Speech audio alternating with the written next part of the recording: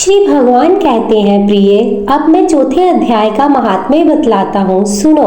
गंगा के तट पर वाराणसी नाम की एक पुरी है, जहाँ विश्वनाथ जी के मंदिर में भरत नाम के एक योगनिष्ठ महात्मा रहते थे, जो प्रतिदिन आत्मचिंतन में तत्पर हो आदर पूर्वक गीता के चतुर्थ अध्याय का पाठ किया करते थे।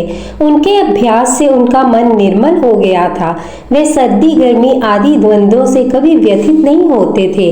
एक समय की बात है, वह तपोधन नगर की सीमा में स्थित देवताओं का दर्शन करने की इच्छा से भ्रमण करते हुए नगर से बाहर निकल गए। वहां बैर के 2 वृक्ष थे, उन्हीं की जड़ में वे विश्राम करने लगे। एक वृक्ष की जड़ में उन्होंने अपना मस्तक रखा और दूसरे वृक्ष के मूल में उनका पैर टिका हुआ था। थोड़ी देर बाद जब वे तपस्वी चले गए, तब बैर के वे दोनों वृक्ष 5-6 दिनों के भीतर ही सूख गए, उनमें पत्ते और डालियां भी नहीं रह गई। तत्पश्चात वे दोनों वृक्ष कहीं ब्राह्मण के पवित्र ग्रह में 2 कन्याओं के रूप में उत्पन्न हुए। वे दोनों कन्याएं जब बढ़कर 7 वर्ष की हो गई, तब एक दिन उन्होंने दूर देशों में घूमकर आते हुए भरत मुनि को देखा। उन्हें देखते ही वह दोनों उनके चरणों में पड़ गई और मीठी वाणी में बोली, मुनि, आपकी ही कृपा से हम दोनों का उद्धार हुआ है। हमने बैर की योनि त्याग कर मानव शरीर प्राप्त किया है। उनके इस प्रकार कहने पर मुनि को बड़ा विस्मय हुआ। उन्होंने पूछा, पुत्रियों, मैंने कब और किस साधन से तुम्हें मुक्त किया था? साथ ही यह भी बतलाओ कि तुम्हारे बैर होने का क्या कारण था, क्योंकि इस विषय में मुझे कुछ भी ज्ञान नहीं है।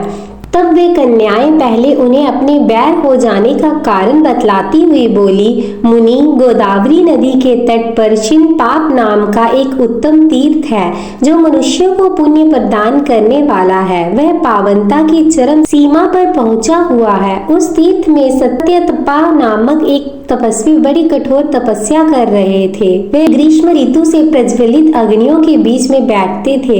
बारिश के समय में जल की धाराओं से उनके सिर के बाल सदा भीगे ही रहते थे तथा जाड़े के समय में जल में निवास करने के कारण उनके शरीर में हमेशा रोंगटे खड़े रहते थे।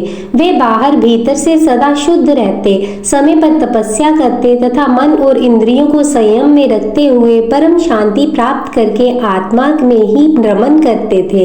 वे अपनी विद्वता के द्वारा जैसे व्याख्यान करते थे, उसे सुनने के लिए साक्षात ब्रह्मा जी भी प्रतिदिन उनके पास उपस्थित होते और प्रश्न करते थे। ब्रह्मा जी के साथ उनका संकोच नहीं रह गया था, अतः उनके आने पर भी वे सदा तपस्या में मगन रहते थे। परमात्मा के ध्यान में निरंतर संलग्न रहने के कारण उनकी तपस्या सदा बढ़ती रहती थी। सत्यतपा को जीवन मुक्त के समान मानकर इंद्र को अपने समृद्धिशाली पद के संबंध में कुछ भय हुआ। तब उन्होंने उनकी तपस्या में सैकड़ों विघ्न डालने आरंभ किए। अप्सराओं के समुदाय से हम दोनों को बुलाकर इंद्र ने इस प्रकार आदेश दिया, तुम दोनों उस तपस्वी की तपस्या में विघ्न डालो जो मुझे इंद्र पद से हटाकर स्वयं स्वर्ग का राज्य भोगना चाहता है। इंद्र का ये आदेश पाकर हम दोनों उनके सामने से चलकर गोदावरी के तीर पर, जहाँ वह मुनि तपस्या करते थे, आए।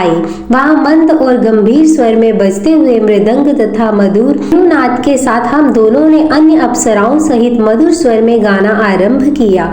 इतना ही नहीं, उन योगी महात्मा को वश में करने के लिए हम लोग स्वर, ताल और लय के साथ नृत्य भी करने लगी। बीच बीच में जरा जरा सा अचल खिसकने पर उन्हें हमारी छाती भी दिख जाती थी। उन दोनों की उन्मुक्त गति काम भाव को जगाने वाली थी, किंतु उसने उन निर्विकार चित्त वाले महात्मा के मन में क्रोध का संचार कर दिया।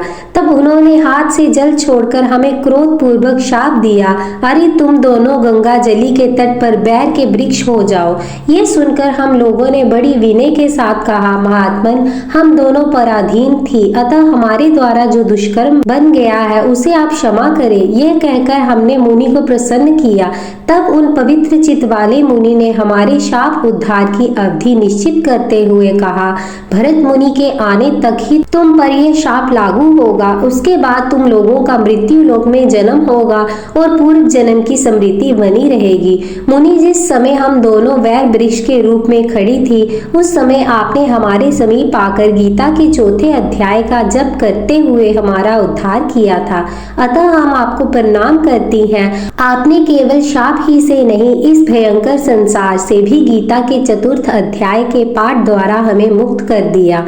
श्रीमद् भगवान कहते हैं, उन दोनों के इस प्रकार कहने पर मुनि बहुत ही प्रसन्न हुए और उनसे पूजित हो विदा लेकर जैसे आए थे वैसे ही चले गए, तथा वे कन्याएं भी बड़े आदर के साथ प्रतिदिन गीता के चतुर्थ अध्याय का पाठ करने लगी, जिससे उनका उद्धार हो गया। हरि ओम तत्सत।